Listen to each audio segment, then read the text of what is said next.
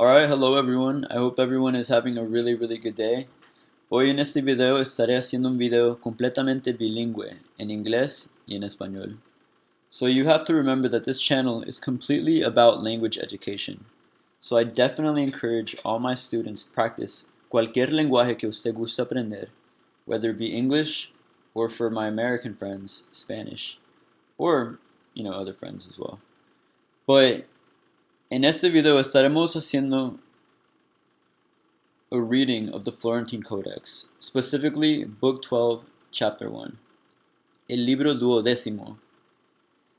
As you guys know, or as most of you know, if you're interested in pre-Hispanic cultura, the Florentine Codex was a book that was, I guess, commissioned by Friar Sahagún, one of the missionaries and priests that came from Castilla.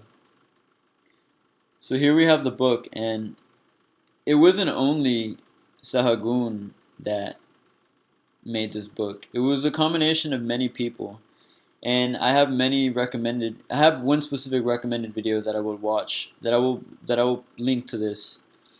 I feel like it's a great explanation of what the Florentine Codex actually was and how it was made with such intricacies and such detail that exceeded any conocimiento que tenían los frailes que llegaron.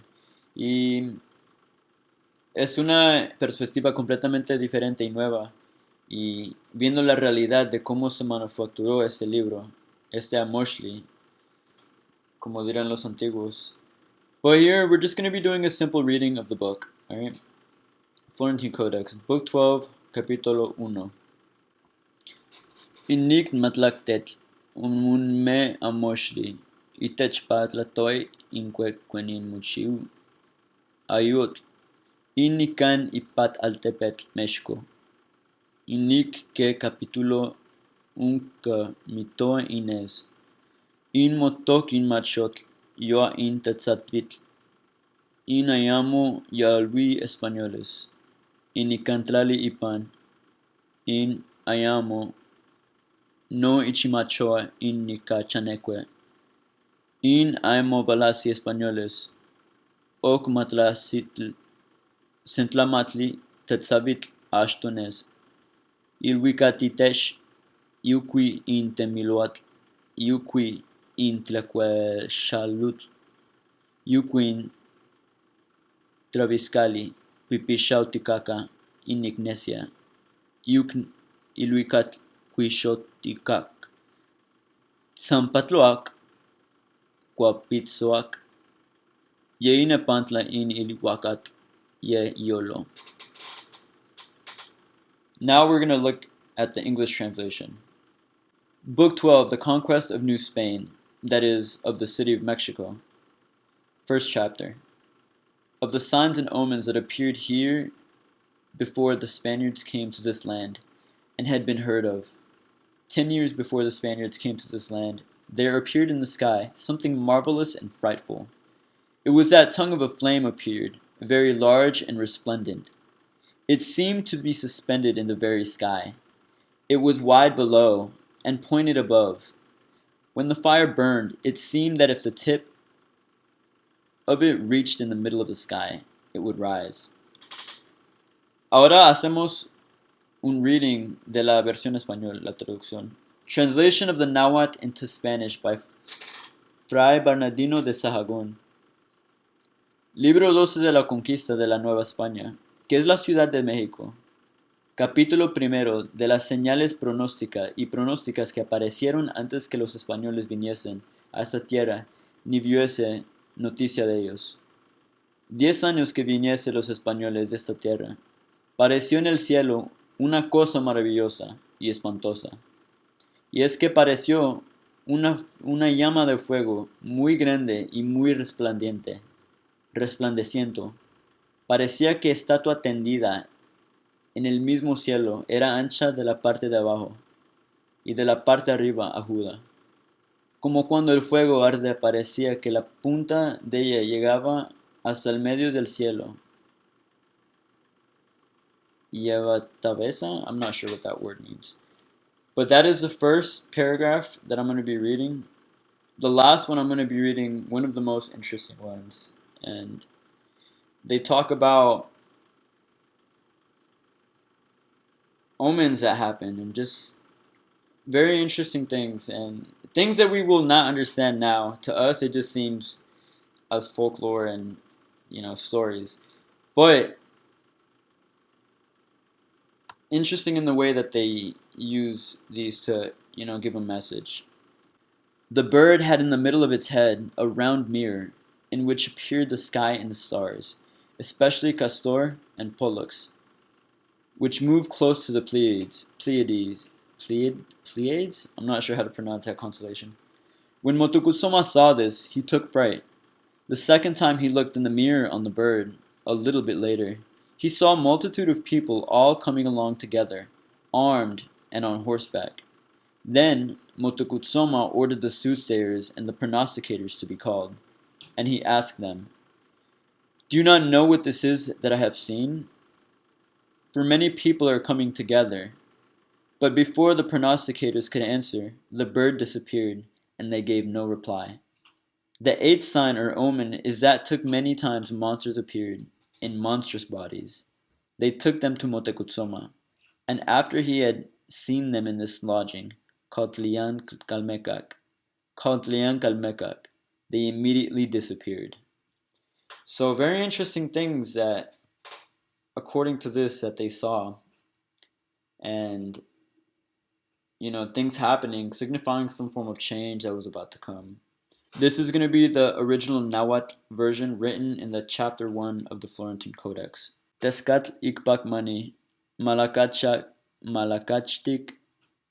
tevilakashtik iuquin chapotitak. Umpa unekia iniwikat, in kikitlaltin, in mamalwasli, au in motekutsoma, kenka kimotsekatzivi, tzavi. Inikwak kimatik, kikitlaltin. Yuamamalwasli, awinik opa untlashish in ikpak tototl. Enekitak, yukwi on in maakame, mokwekwetzivitse. Tepeutzive, moyauchiutzivetzife. Kinmama mamasa. Auniman kinot in tlakiuque in tlamatinime. Kimiliwi. Amo anquimati intlein onokonitak. Yuquina kame moquequetsivitse. Au ique quinan quiliskiskia. In cotinaque opoliu. Aucle kitoke.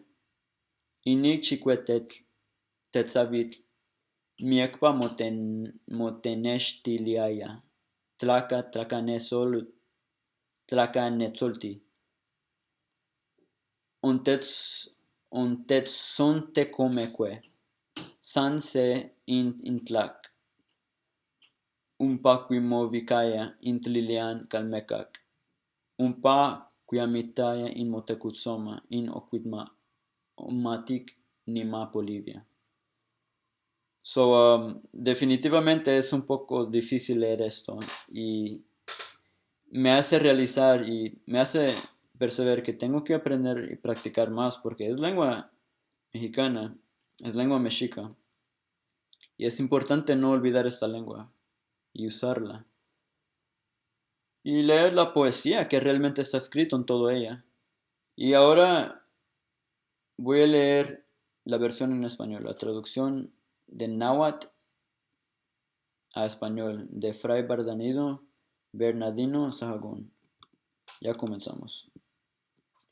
Esta ave en medio de la cabeza, un espejo redondo donde se aparecía el cielo y las estrellas y especialmente los astilejos que andan cerca de las cabrillas. Como vio esto Motekutsoma, espantóse, y la segunda vez que miró en el espejo, que tenía el ave de allí a un poco muchedumbre de gente y junta, y venían todos armados encima de caballos. Y luego Motekutsoma mandó llamar a los agureros y adivinos, y preguntólos, ¿no sabéis qué es esto que he visto? ¿Qué viene mucha gente junta? Y antes que respondiesen los adivinos, desapareció el ave y no respondieron nada. La octava señal o pronóstico es que aparecieron muchas veces monstruos en cuerpos monstruosos. Llevándnos a Motecuzoma viéndolos y él en su aposento que se llamaba Tlilán Calmecac, luego desaparecieron. Específicamente en Náhuatl es una lengua muy linda y deberíamos de continuar usándolo porque realmente tiene mucho sentido en la forma que está escrita, con tanto detallito que no se entiende. It has its own little nuances that you would not understand unless you speak it and read it and use it in the daily. This is one way that I personally practice my Nahuatl, just reading. I made many mistakes, but it's very important for you to accustom your mouth to physically make the noises and your mind to, start applying it and actually acquiring it into use. Because if you don't acquire into usable, format that will actually benefit you in real life conversation or whatever way you want to use the language, But it's important to just get comfortable with it. Platiquen la lengua que gustan aprender. Like, you can really understand more when you speak it, and you're going to be like, oh, I remember practicing that word. Oh, realmente yo recuerdo practicar esa palabra en inglés.